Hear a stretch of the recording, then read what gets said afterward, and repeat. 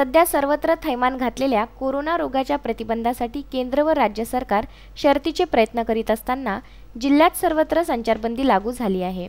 कुणीही घराबाहेर निघू नये असे आवाहन आरोग्य कर्मचारी तथा सरकार करीत आहे। औषधी व अत्यावश्यक दुकाने सुरू राहतील, बाकी सर्व दुकाने बंद राहील अशी घोषणा सरकारतर्फे करण्यात आली आहे। त्याचबरोबर सरकारने लॉकडाऊन येत्या 3 मे पर्यंत वाढवण्यात येईल अशी घोषणा केली आहे। त्याच पार्श्वभूमीवर अमरावती जिल्ह्याचे जिल्हाधिकारी शैलेश नवाल यांनी तिवसा तालुक्याचा दौरा केला। कोरोना रोगाच्या प्रतिबंधासाठी उपाययोजना व उपचारासाठी गुरुकुंज मोजरी येथील श्री गुरुदेव रुग्णालयाच्या नवीन इमारतीची पाहणी केली व व्यवस्था करण्याचे आदेश दिले। यावेळी उपविभागीय अधिकारी नरेंद्र फुलझेले, तालुका आरोग्य अधिकारी ज्योत्स्ना पोटपिटे, तलाठी सदानंद मस्के, श्री गुरुदेव डीन डॉक्टर माणिक पाटील, आर्यमो डॉक्टर मनोज सांगडे उपस्थित होते।